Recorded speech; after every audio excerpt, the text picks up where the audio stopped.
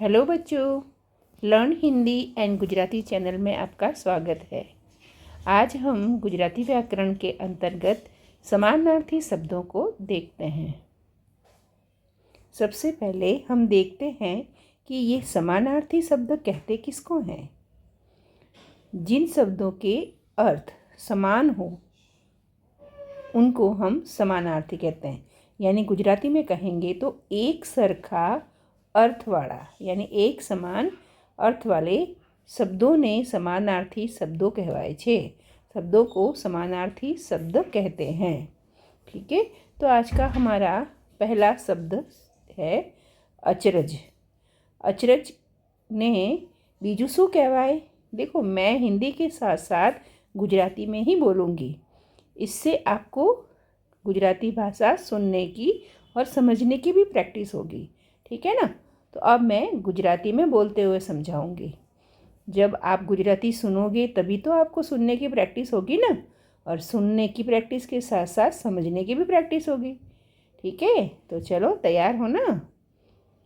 अचरज एनो समानार्थी शब्द छे अचंबो, अजायबी, आश्चर्य, नवाई, ताजुबी। જો આને વાક્યમાં પ્રયોગ કરીએ તો એમ કહેવાય કે એની વાતથી મને બહુ અચંબો થયો, બહુ અચરજ થઈ, હે ને। તો આવી રીતે અચરજનો અર્થ અચંબો, અજાયબી, આશ્ચર્ય, નવાઈ, તાજુબી એ બધા જ થાય। તો એવી જ રીતે આ અણગમો, અણગમો મતલબ કે નથી ગમતું, બરાબર। તે નથી ગમતું એના માટે બીજા શબ્દો કયા હોય? અરુચિ, કરાગ, નાપસંદ, બરાબર। चलो હવે જોઈએ છે अचानक शब्द। अचानक हिंदी में भी होता है ना। तो अचानक ने बीजा समान अर्थवाળા शब्दों છે एकाएक, एकदम, अणधार्यु, ओचिंतु। અહીં ઓચિંતું એક નવો શબ્દ છે, બરાબર। હવે જોઈએ છે અદ્ભુત। આ શું છે? અદ્ભુત। અદ્ભુત એને જેવા સમાન અર્થવાળા બીજા શબ્દો છે અલૌકિક, અજાયબ, આશ્ચર્યકારક, અવનવું, બરાબર। હવે જોઈએ આગળનો શબ્દ અનિલ। અનિલ આપણે હવાને કહીએ છીએ ને। વાયુ, સમીર, મરુત, પવન અને વાયરો। આપણે મારવાડી શબ્દમાં બી ભાષામાં બોલીએ છીએ ને વાયરો, એ જ ગુજરાતીમાં પણ કહેવાય છે, બરાબર। હવે જોઈએ છે અંધકાર। અંધકારને બીજું શું કહેવાય? અંધારું, તિમિર, તમસ। આ તિમિર અને તમસ તો સંસ્કૃતમાં પણ આવે છે। ઠીક છે ને। ચાલો હવે આગળ જોઈએ છીએ આકાશ, આભ, આસમાન, નભ, ગગન, અંબર, વ્યોમ। તો આ બધા આકાશના સમાનાર્થી શબ્દો છે, બરાબર ને। ચાલો હવે આગળ જોઈએ છીએ આત્મજા। આત્મજાનો અર્થ શું થાય? પુત્રી, દીકરી, તનયા, બેટી, સુતા, તનુજા। તો સમજી ગયા ને? આ બધા આ સમાનાર્થી શબ્દો છે। હવે આગળના બીજા સમાનાર્થી શબ્દો જોઈએ આપણે। આંખ। આંખના સમાનાર્થી શબ્દ શું છે? લોચન, નયન, નેત્ર, નૈણ, ચક્ષુ, દ્રગ। હવે છે ઈશ્વર। ઈશ્વરના બીજા સમાનાર્થી શબ્દો શું છે? પ્રભુ, પરમેશ્વર, ભગવાન, પરમાત્મા, વિભુ, ઈશ, બરાબર। હવે જોઈએ છે ઉપકાર। ઉપકારના સમાનાર્થી શબ્દો છે આભાર, અહેસાન, કૃતજ્ઞ, પાળ, ઉપકૃતિ, બરાબર। હવે જોઈએ છે ઈચ્છાના સમાનાર્થી શબ્દો। તૃષ્ણા, અપેક્ષા, મનીષા, લાલસા। હવે જોઈએ કમળના સમાનાર્થી શબ્દો. ઉત્પલ, કુવલય, નલિન, પદ્મ, અરવિંદ, અંબોજ, સરસીજ, સરોજ, રાજવી, સતદલ. જોયું, આ પણ સમાનાર્થી શબ્દો છે. જો આમાં આ સતદલમાં તમે જોયું ઘણા સારા દલ હોય છે, એટલે કે જો કમળ હોય છે ને એમાં આમ ઘણા સારા એના આવા બતાવવામાં આવે છે ને, એટલા માટે કહે છે સતદલ. શું કહે છે? સતદલ. બરાબર. સરોજમાં શું છે? સરહ જ, એટલે કે સરોવરમાં જે જન્મે છે, એટલે આ પણ આપણે કમળ યાદ રાખવા જેવું છે. બરાબર. પદ્મ તો આપણે ખબર જ છે. અને અંબોજ, અંબ મતલબ પાણી, અને જ એટલે જન્મનાર. સરસીજમાં પણ એ જ થઈ ગયું, સરોવરમાં જન્મનાર. બરાબર. તો આ પ્રમાણે કમળના સમાનાર્થી શબ્દોને યાદ રાખી શકાય. હવે છે કોયલના સમાનાર્થી શબ્દ. કોકિલા, પીક, પરબ્રત, અન્વવ્રત. બરાબર. હવે આગળ જોઈએ કોમલના સમાનાર્થી શબ્દો. મૃદુ, મૃદુલ, સુકુમાર, નાજુક, મુલાયમ. બરાબર. હવે જોઈએ છે ગણપતિના સમાનાર્થી શબ્દ. લંબોદર, એકદંત, ગજાનન, ગણેશ, વિનાયક, ગણાધિપતિ. બરાબર. ચલો હવે આગળ જોઈએ ઘરના સમાનાર્થી.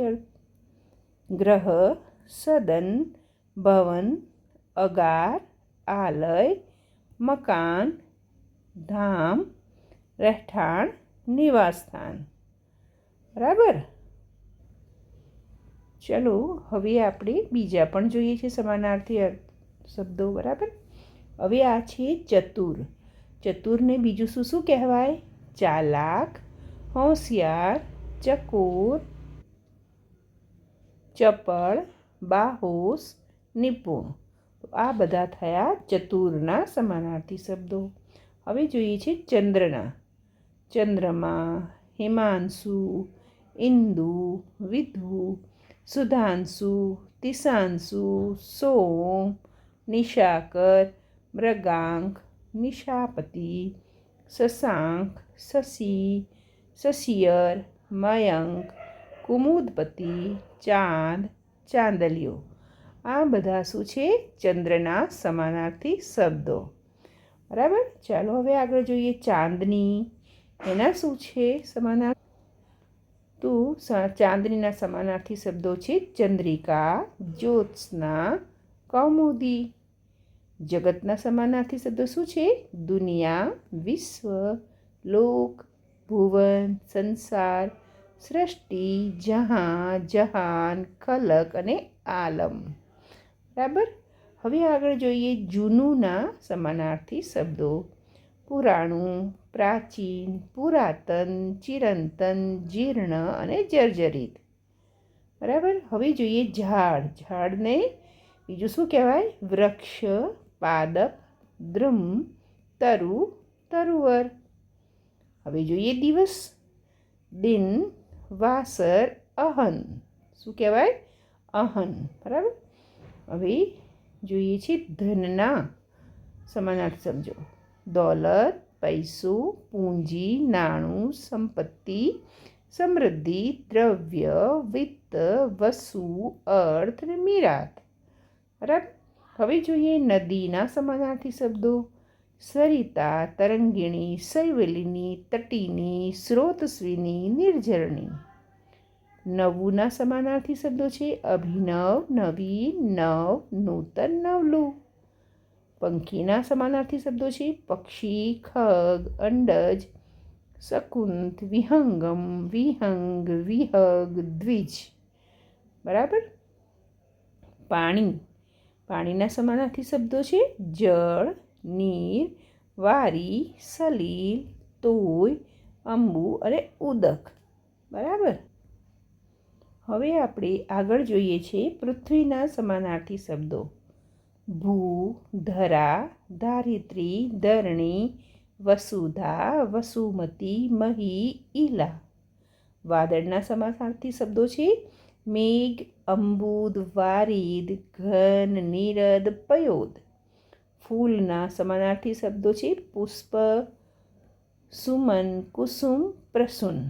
રાત્રિ, રાત્રિને શું કહેવાય? સરવરી, નિશા, રજની, વિભાવરી.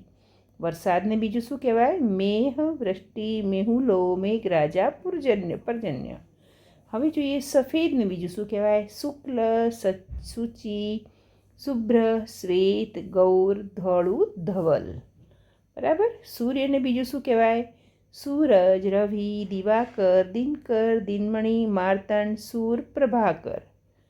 દીનાનાથ, સવિતા, ભાનુ, ભાણ, સહસ્રાંશુ, આદિત્ય, મિહિર. જોયું, સૂર્યના તો આટલા બધા સમાનાર્થી શબ્દો છે. સ્ત્રી, અબળા, નારી, વામા, વનિતા, મહિલા, લલના, અંગના, औरत. मानिनी, भामिनी, भामा, रामा, कामिनी, प्रमदा, रमणी. तो देखा आपने, इस तरह बहुत सारे शब्द होते हैं जिनके हम समानार्थी शब्द जान सकते हैं। और रही ये शब्दों के ज्ञान की बातें, ये तो हम जितना ज़्यादा पढ़ेंगे, जितना ज़्यादा समझेंगे, उतनी ही हमारी प्रैक्टिस बढ़ेगी। ठीक है ना? तो आपको कोशिश करनी है, हर शब्दों को बार बार पढ़ना है, बार बार समझना है, और जितना हो सके उन शब्दों को जानने की कोशिश करनी है। ठीक है? Thank you. Like, share and subscribe करना है।